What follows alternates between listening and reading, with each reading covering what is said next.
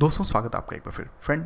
इस वीडियो के अंदर हम 3 साल के कट ऑफ को, चाहे वो पीटी हो, चाहे मेंस हो, चाहे वो फाइनल लिस्ट हो, उसके बारे में थोड़ा सा डिटेल डिस्कशन करेंगे ताकि मैं थोड़ी बहुत बातें आपको समझा सकूं कि मैं क्या कहना चाहता हूं और क्या आपको कितनी मेहनत यहाँ आपको करने की ज़रूरत है, ताकि आपको एक ओवरव्यू, एक आइडिया मिल सके इस वीडियो के थ्रू। जस्ट मेरा यही मोटिव है।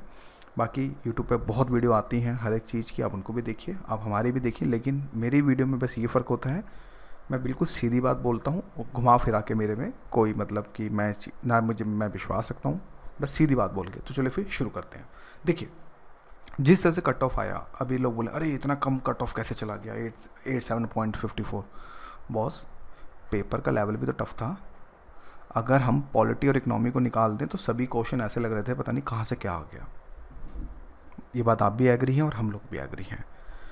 जो लोग पेपर नहीं देते उनको तो एग्ज़ाम बहुत ईजी लगता है। अरे बहुत इजी पेपर था, इसमें तो 100 तो बहुत आराम से अचीव किया जा सकता था। ये बात भी क्लियर है। लेकिन जो एक्चुअल में प्रेशर लेता है एग्ज़ाम हॉल के अंदर, ध्यान से समझना, अगर आप इसी सेम पेपर को अगर आप अपने घर में सॉल्व करेंगे तो हो सकता है आपके 110 भी आएँ। लेकिन अगर आप इसी एग्ज़ाम को अगर आप मतलब पेपर वाले दिन, मतलब स्कूल में जहाँ आपका मतलब कि सेंटर पड़ा वहाँ सॉल्व करेंगे तो आपके 20 मार्क्स कम आएंगे। क्यों? इस जो ये 20 मार्क्स का जो गैप होता है ना, ये इज़ कॉल्ड प्रेशर। कि आप प्रेशर में कैसे अपने आप को कर पाते हैं, मतलब कितना आप मतलब कि टैकल कर पाते हैं। यूपीएससी प्रीलिम्स में अगर आप ये सोच रहे हैं कि पढ़ किसने से सब कुछ हो जाएगा तो आप गलत सोच रहे हैं। कि कितना भी पढ़ लो, आप 30 से 35 क्वेश्चन के आसपास ही आप जा पाओगे। उसके बाद आपको elimination technique, common sense, logic, जो भी सारी चीज़ें उसके पे ही आपको जो है काम करना होता है। ये बात क्लियर हो गई। जिस तरह से मेरे स्क्रीन के ऊपर 2021, 2020, 2019 का यहाँ कट ऑफ के यूपीएससी ऑफिशियल यहाँ पे जो चीज़ें देखने को मिलती है, जिस यहाँ पर एक कट ऑफ कम रीज़न एक ये भी हो सकता है कि सीसेट का जो पेपर है इस बार एक टॉप नॉच का देखने को मिला है हमें। मैं ये नहीं कहता है कि ये क्या नाम है आपका, अगर बात करें तो कैट का एग्ज़ाम का पेपर है, नहीं, लेकिन हाँ ये है कि मैथ्स और रीजनिंग कहीं ना कहीं अगर हम बात करें तो थोड़ी सी हल्की सी जो है टफ जो है रखी गई थी।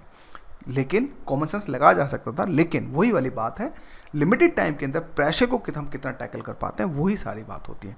तो जिसके कारण बहुत सारे ऐसे एस्पिरेंट्स हैं जिनका, मैं भी एक ग्रुप में था तो मैं उसमें देख रहा था कि किसी के 95 प्लस भी आ रहे हैं, किसी के 100 प्लस भी आ रहे हैं, तो भी वो सी सेट में फेल हो गए हैं। तो जिसके कारण एक कट ऑफ, एक रीज़न डाउन जाने का ये भी रीज़न है। लेकिन थोड़ा हम क्लोजली ऑब्जर्वेशन करें तो हमें ये पता चलता है कि मेंस की कट ऑफ अब स्लाइटली थोड़ी सी अगर हम देखें तो कहीं ना कहीं हमारी लास्ट ईयर से इंक्रीज हुई है। जो ये एक पैनिक हमें दिखाता है कि हमें आंसर राइटिंग पे सबसे ज़्यादा फोकस करना पड़ेगा। आप कितना रिवाइज कर पा रहे हैं, उसको आप अपने पेपर पे कितना उतार पा रहे हैं, वो कितनी खूबसूरती के साथ उतार पा रहे हैं, वो चीज़ जो है बेसिकली ज़्यादा देखने को मिलती है। एक बात यहाँ पे ये भी समझ आती है कि लास्ट ईयर से EWS और ST और SC में ज़्यादा कंपटीशन हमें देखने को मिला है अगर हम मार्क्स की बात करें तो। जिस तरह से अगर आप देखें मेंस के हिसाब से EWS में, तो देखें स्लाइटली अगर हम बात करें तो हमारी जो कट ऑफ कुल मिला के देखें तो कहीं ना कहीं काफ़ी ज़्यादा, अगर देखो यहाँ पे 700 है तो यहाँ पे 682, 18 मार्क्स का सीधा सीधा गैप हमें देखने को मिल रहा है। इसी के जैसे इसमें जो हमें 20 मार्क्स का गैप देखने को ज़्यादा मिल रहा है।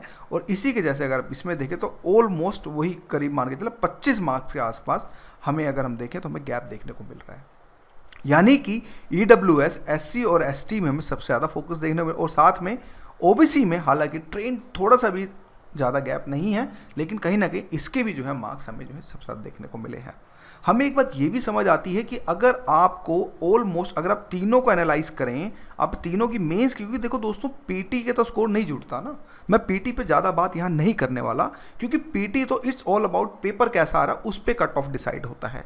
हम अभी से कोई कुछ नहीं कह सकता कट ऑफ को लेके। लेकिन पेपर टफ आया तो yes, it should be a down, लेकिन अगर एवरेज आया तो थोड़ा अप जाएगा, ईजी आया तो और ज़्यादा अप जाएगा।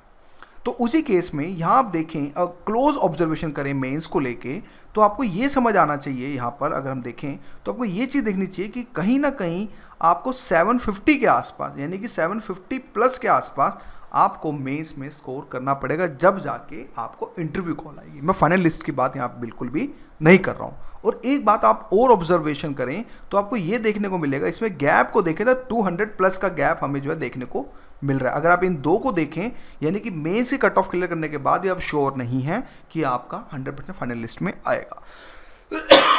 सॉरी, क्योंकि आप नोटिस करें तो यहाँ पर गैप जो है बहुत ज़्यादा हमें जो है देखने को मिल रहा है, करीब 208 मार्क्स या 9 मार्क्स का हमें जो है गैप यहाँ पे देखने को मिल रहा है। इसी के जैसे यहाँ पे भी देखें तो करीब सेम वही 210 के आसपास, 208 के आसपास हमें कहीं ना कहीं गैप देखने को मिल रहा है। जो 200 इवन अभी मैं एनालाइज कर रहा था तो मुझे ये देखने को मिला कि 206 आई थिंक इस बार हाईएस्ट मार्क्स दिए गए हैं इंटरव्यू के अंदर। तो कंक्लूजन हमारा ये देखने को मिलता है इसके अंदर कि आपने अगर फाइनल मेरिट लिस्ट में, यानी कि इन फाइनल मेरिट लिस्ट में अगर आपको नाम अगर आपको चाहिए तो इसमें आपको कुछ बातों को ध्यान में रखना पड़ेगा। First of all, no doubt answer writing है ही है, इसमें कोई डाउट नहीं है। लेकिन आप एक ऐसी स्ट्रेटजी बना के चलें जिसके अंदर कोशिश ये करें कि ऑप्शनल में 250 प्लस किसी भी तरह से लिया जा सके, और ये 50% आ सकते हैं। इसी के जैसे ऐसे में कोशिश ये करें कि कम से कम 125 प्लस के आसपास आपका स्कोर होना चाहिए। अगर आप इन दो को कंपेयर करेंगे तो 375 के आसपास आपका यहाँ पे देखने को मिल सकता है। और इसी के जैसे GS 1 से लेके GS 4 तक कोशिश ये करें कि कम से कम आपका 380 के आसपास आपका स्कोर कम से कम मिनिमम इतना रहना चाहिए, मिनिमम है। अगर आप, अब लेकिन यहाँ पर एक ये होता है कि अगर जितना आप ऑप्शनल में स्कोर जितना ज़्यादा कर पाओगे उतना ही आपके लिए जो है बढ़िया रहेगा। मेरा पब एड के अंदर स्कोर कम उठा था जिसके कारण लिस्ट में नाम नहीं आया था, तो इसी के कारण मैं आपको यहाँ पे बोलूँगा कि इसमें स्कोर में आप जो है अच्छे से अपना जो है कुल मिला के आपको जो है यहाँ पर देखना पड़ेगा। यानी कि अगर आप इस ऑप्शनल स्कोर को जितना ज़्यादा बढ़ाएंगे, 250 से 270 तक ले गए तो 100% चांसेस बन जाएंगे कि आपका सिलेक्शन यहाँ पे हो सके। तो ये एक तरह से आपके दिमाग में जब आप स्टडी करें, आप अपने हिसाब से रणनीति खुद बनाएं, लेकिन आपको एक बात ये जरूर ध्यान रखनी पड़ेगी कि मिनिमम 250 थ्रेशोल्ड आपको लेके चलना पड़ेगा 250 के हिसाब से, और 125 आपको एसए के अंदर जरूर रखना पड़ेगा। एसए को आप निगलेंस नहीं कर सकते, क्योंकि ऐसे में अगर स्कोर नहीं उठा तो सब बेटा, और ये ध्यान रखना ये आपके फ्री के मार्क्स होते हैं, सिर्फ प्रैक्टिस चाहिए इसके अंदर। तो उसी कंडीशन में जीएस की गारंटी हम नहीं दे सकते दोस्तों। कुछ बच्चों के 424 436 भी आते हैं, मैं ये मना नहीं करूंगा, लेकिन जीएस में एक रेस होती है, लेकिन यहाँ पर आप अपने स्कोर को बहुत अच्छे से उठा सकते हैं। मैथ्स ऑप्शन की बात करें 375 भी हाईएस्ट आए हैं।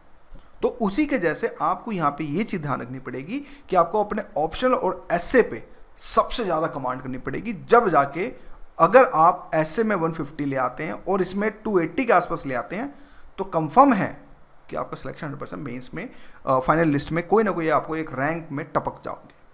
मेरे कहने का मतलब यहाँ पे ये हो, यानी कि हमें ये पता चला कि पहले से मेंस अब टफ हो रहा है, हमें एक बात ये बात क्लियर हुई, स्कोरिंग हाई हो रही है क्योंकि कंपटीशन जिस तरह से देख रहे हैं। और एक बात और, इस बार गोल्डन रूल ये है कि इस बार 1000+ वैकेंसीज हैं, तो इस बार हो सकता है मेंस से कट ऑफ थोड़ी सी डाउन जा सके क्योंकि इनटेक ज़्यादा होंगे। तो जब इनटेक ज़्यादा होंगे तो आपको भी पता है कि एक एक मार्क्स पे 7 से 8 या 10 बच्चे जरूर होते हैं, तो हो सकता है थोड़ी सी स्लाइटली डाउन जाए। तो ये आपके पास एक गोल्डन चांस है 2022 का कि आप इस गोल्डन चांस को निभाएं और अपने आराम से अच्छे से जो है मेहनत करें। मैं सिर्फ यहाँ पे यही कहना चाहता हूँ। तो हमारा आई होप आपको कंक्लूजन समझ आ गया होगा कि क्या है, कैसे है, किस तरह से है, बाकी आपके ऊपर है। सो गाइज, आज की वीडियो इतना ही। Thank you for watching.